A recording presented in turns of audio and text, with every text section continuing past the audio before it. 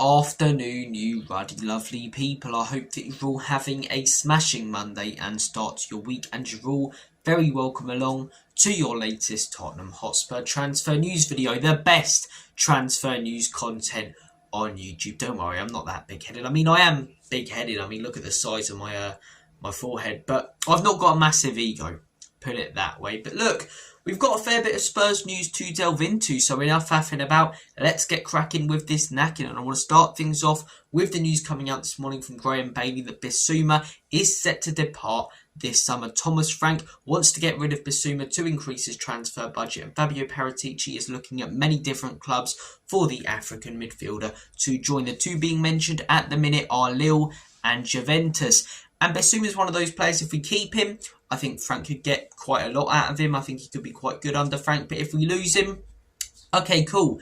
Let's be real about it. You look at the 3 seasons he's been at Spurs, he's had about 12, 13 good games in all honesty. He had the 8 or 9 at the beginning of the first season Ange was in charge. And then he's had the occasional game every 3 or 4 months where he stepped up. In the final, he was pretty good. And in the second leg against Bodo, he was pretty good. But apart from those games, really, I just don't remember any great Bissouma performances. You know, those first few games of Ange's first season at the club, it was like he had super glue on his boots. You know, the ball would not leave his feet. And I thought, we've got another Moussa Dembele type player here. And then after that great run ended and after that Chelsea game, the 4-1, he just started to play poorly again, just like he did under Conte. And it started to show that it doesn't really matter who the manager is.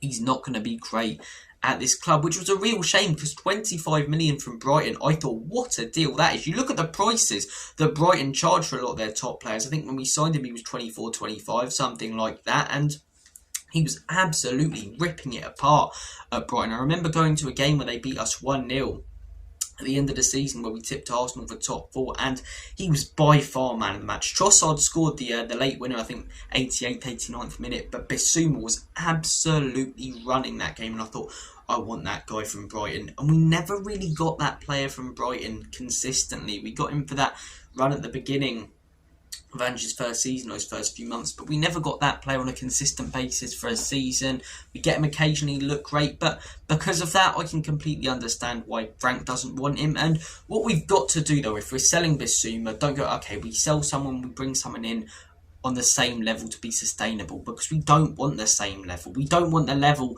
that got us to 17th in the league. Yeah, it's the level that won us a Europa League, but it's also the level that nearly finished in the relegation zone. We need to upgrade, not bring in someone at the same level as Bissouma. If you're selling Bissouma, bring in someone better than Bissouma. This is what I've been saying about this summer, right? I want 1 or 2 big statement signings, an Eze, a Kudus, someone going forward, an attacking player, ideally on the wing, who's going to offer us creativity, who gets bums off seats, that we're paying 50, 60 million quid for, and I think that'd be a great signing. I think we could do with a striker, someone like a Cali Muendo.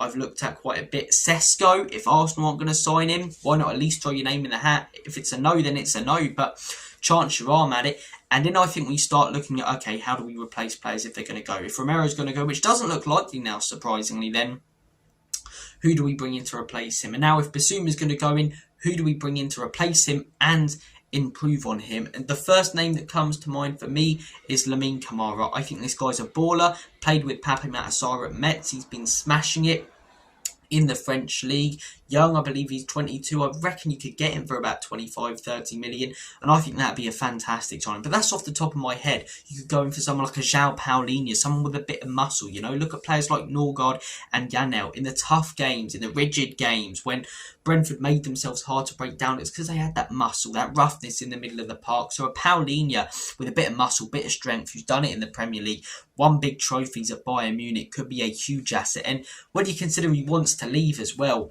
it just makes perfect sense, doesn't it? It really, really does. Look, price tag for Bissouma, I reckon we end up selling him for what we bought him for, 25 million. You can't be looking 35, 40 million. If Frank wants him, don't hang around. Don't try and milk every penny you can, because then we end up keeping him after signing a replacement, and then there's tension in the locker room because he's not getting the game time that he wants.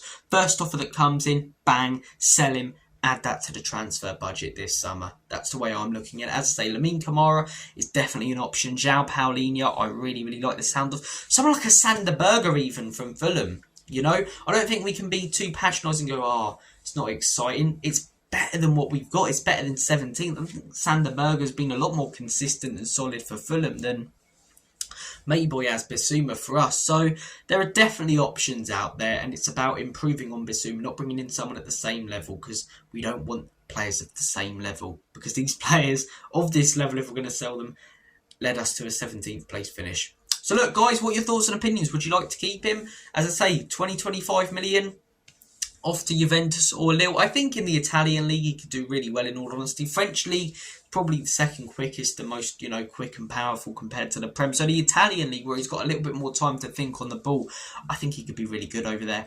I really, really do. So I think Juventus is probably the best move, although the Italian league's broke, so we're probably going to get more money from Lille or if a French side comes in. But yeah, would you like to keep Bissouma? Do you think there's better out there like me and you're willing to improve? Comment all your thoughts and opinions down below. I've got a bit hobnob stuck in my teeth. Hobnobs are great though, aren't they?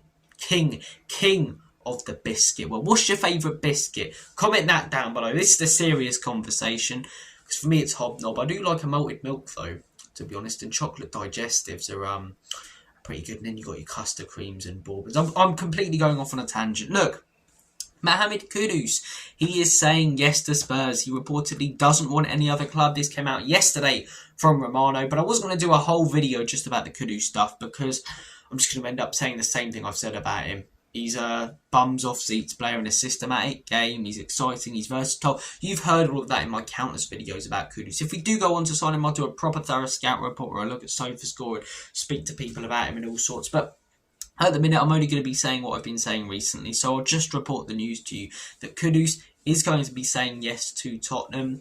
I reckon if we can turn the first digit from 5 to 6 in our bid, then we get it over the line. In all honesty, I had Sava say that on Football Heritage this morning, and I completely agree. I think 60 million gets it done. I think 60 million is a good deal. I'd still prefer Eze, but by the sounds of it, the manager prefers Kudus, so go with what the manager wants. I back Thomas Frank. I can do every manager. I think he's going to be successful at this football club, and that's not blind backing. That's because he's shown that he can overachieve in a very, very tough league like the Premier League. So yeah, Kudus, I reckon 60 million is a cracking deal. I really, really do. As I say, this news is coming out from Romano, so it's not coming from some dodgy source in the favelas from Brazil or Saudi Arabia that's reporting it. No, it's legit. It's coming from the man himself. So I've seen the West Ham. I'll put it up on screen as well if I can find it. West Ham going to organise a massive protest because Kudus is going to us. For them, this is like Sol Campbell.